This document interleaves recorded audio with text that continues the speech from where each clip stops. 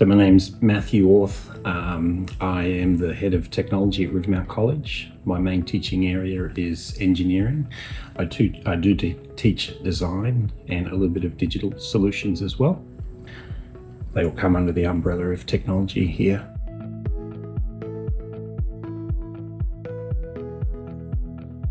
There's a lot of unknown, I suppose, but what I'm seeing and what I'm experiencing, it's certainly very exciting. I don't know what is around the corner, and I don't know how you regulate it, if you regulate it, but what I'm experiencing is that it's been a useful tool in the classroom. It's been a useful tool outside of the classroom, truth be told. I'm just scratching the surface of it, and it's a little scary but a little exciting, and happy to be on the journey of discovery.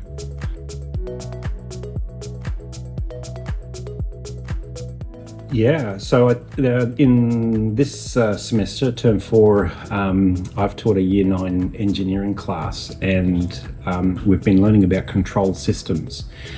And to complement the learning, we've done a practical project which has been students working in small groups to create a battle bot, land-based robot that has a weapon with the purpose to engage other robots and literally destroy them. Now, it's a year 9 class, and so their experience and exposure has been limited to this point.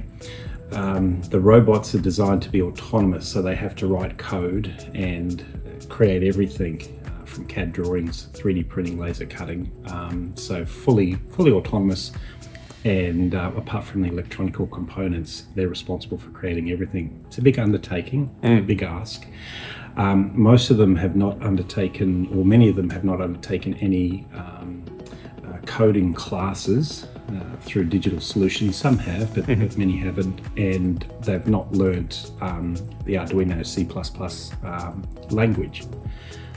So in order to alleviate that problem, I've relied upon AI to assist them in generating code. Now, as a teacher, I have a number of resources that they can use, which includes some basic codes to get their robots moving and to do a few things, but it's up to them to expand upon that and integrate coding for their weapon, and thus forms part of the challenge, or the learning bridge that they cross.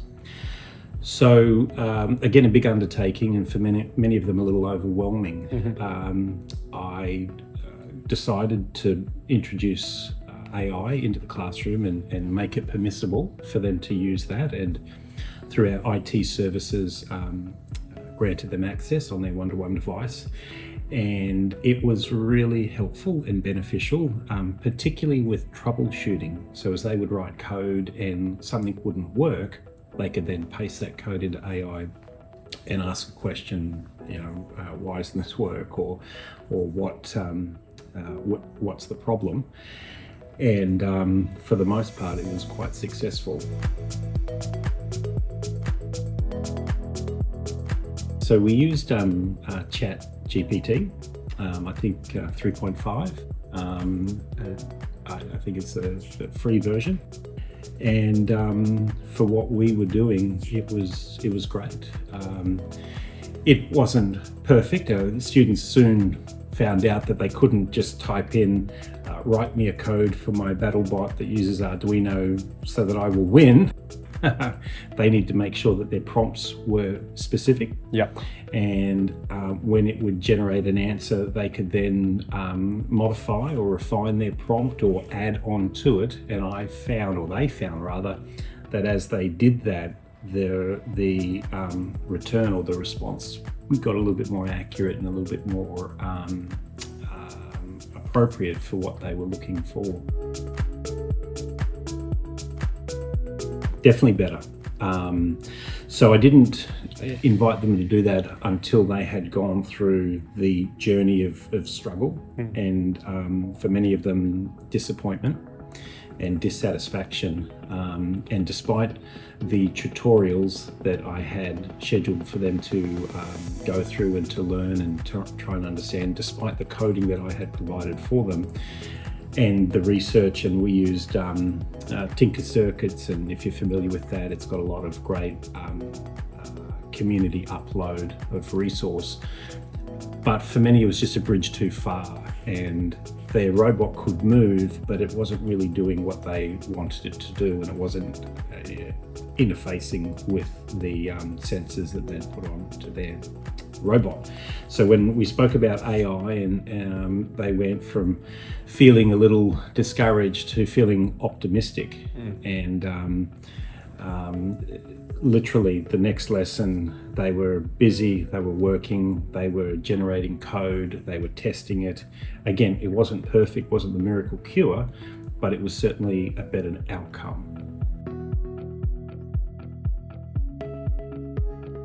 So the big one, of course, is the information that comes out, the results that you get are only as good as your prompts, and teaching the students to understand that you have to be specific when typing a prompt, and if you're general, then you're not going to get the result that you want. Being specific about where you want things and what you've included, that was probably the biggest curve or direction that I gave them, and using it not just to write code, but then, as I said earlier, to troubleshoot. So they would write code and it wasn't working, or they would get an error, or they would include some of their own code and things wouldn't work. So using it for multiple applications, not just writing, but also helping them understand where they've gone wrong. Increased in confidence, having experienced it, and seeing the benefits, and certainly a very positive experience with it. I would say probably about a 7. Very enthusiastic to continue and to grow.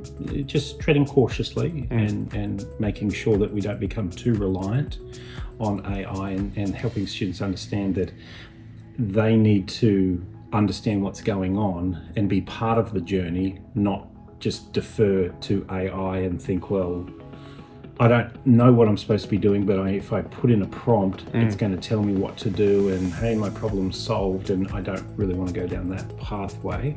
I don't think it's probably going to be beneficial to them. So yeah, very, very excited, probably about a 7. A lot of applications for teachers, so many, everything from classroom work to administrative work.